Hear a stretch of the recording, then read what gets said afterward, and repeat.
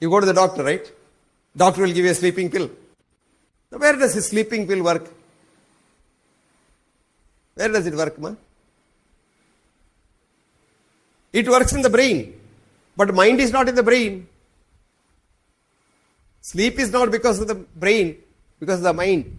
What is the difference between mind and brain? You must be thinking, what is this fellow talking about? He must have gone off his bonkers. What is he talking about? Mind is not in the brain. Where else can it be? It is the leg. 40 years ago, I wrote a book, Wisdom of the Human Body. I wrote there, mind is not in the brain. The publisher, who was a PhD in physics, he called me and said, sir, do you know what you have written? I said, yes, I know what I have written. Sir, you are the dean of a medical college and you are writing mind is not in the brain. I said, yes, it is not in the brain. Can I publish it? If you want to publish it, you don't want to publish it, don't publish it. His name was K.H. Ranganath. He was a brilliant man. He retired as a Director General of All India Radio and became the head of the publishing department of Bharati Vidya Bhavan. But he said, Nimma hesaranalli martene, Madi. And that book is out of print now. It's crazy. It's a lot of people want that book. Now what's happening here? We believed in the Western science which said there was a scientist called Wilder Penfield, a neurologist, a neurosurgeon who got the Nobel Prize for saying that mind is in the brain because I can stimulate the brain and make the body move. Yes, because it's a connection, that's all. You tickle something, leg moves. And the brain gets diseased, leg doesn't move. That's all the difference. But the mind is there. Where is the mind? Consciousness. What a beautiful concept. Do you know where it came from? The Sanatana Dharma. Gochara. See, Sanskrit is a fantastic language. Gochara means Gochara, where the cow walks. The road where the cow walks is called Gochara. Gochara, awareness. Gochara, consciousness. Fascinating. So all this came from the Sanatana Dharma. The same Penfield who wrote that the mind is in the brain, before he died, very few minutes before he died, he had made a statement saying that, I'm sorry, I made a wrong statement saying that the mind is in the brain. Mind is not in the brain and mind is outside the brain. Mind with its millions, billions of neurons and trillions of synapses cannot even think of a thought. So consciousness is the canvas on which your thoughts are projected. Just see this thought. Science cannot understand it because science cannot measure it. Marie Curie says science is measurement, measurement is science. So did you love your husband? Huh? Can somebody measure that in science? So you don't love your husband. I always say jokingly, a nice good man is one who marries the girl he loves. But a better man is one who loves the girl he marries. That is the Eastern custom. Somebody asked me when I was a young doctor in England. He said, you hadn't seen your wife before you got married? I said, no. I mean, oh my God, how do you do that? So I was completely floored. They want the argument. So I asked him, can I ask you a question, sir? Yes. Did you know your child before it became your child? He said, no. Then do you love your child? Then he didn't talk.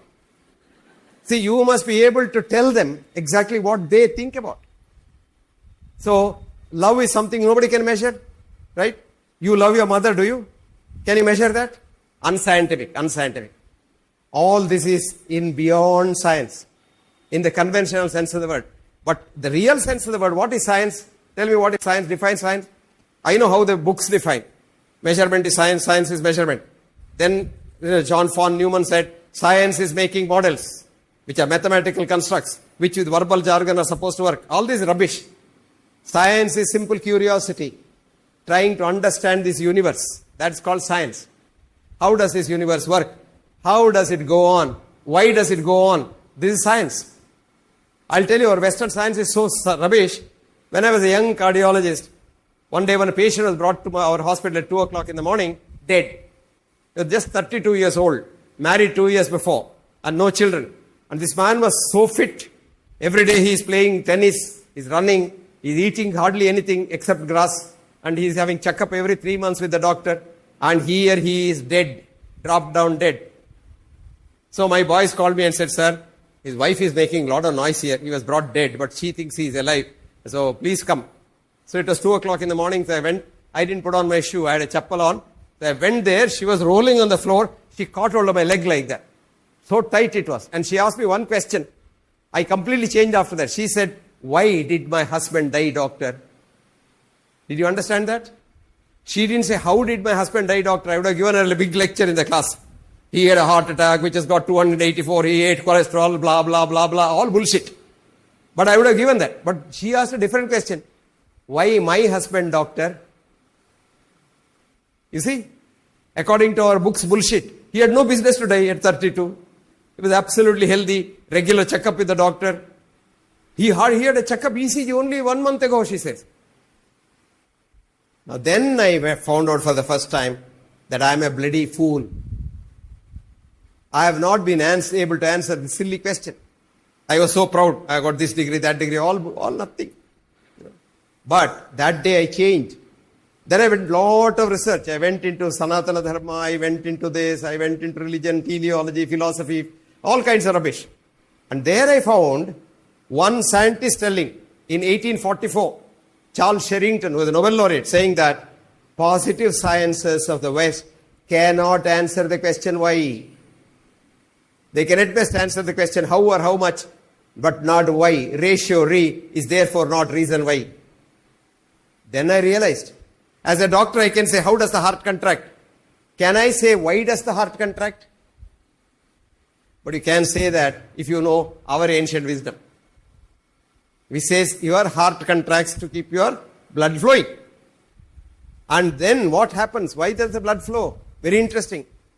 Narayan Suktani. Narayan Suktani is Dasa Suktani. 10 methods of propitiating God. There are puja methods. And Narayan Suktani is one of the oldest. Thousands of years old. Where there's a beautiful chapter which describes the heart. So beautifully. And it says, heart is like a lotus bud kept upside down with the tip slightly to the left.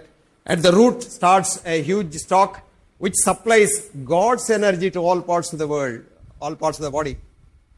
And it's called Hridaya. Hri means suck. Da means give.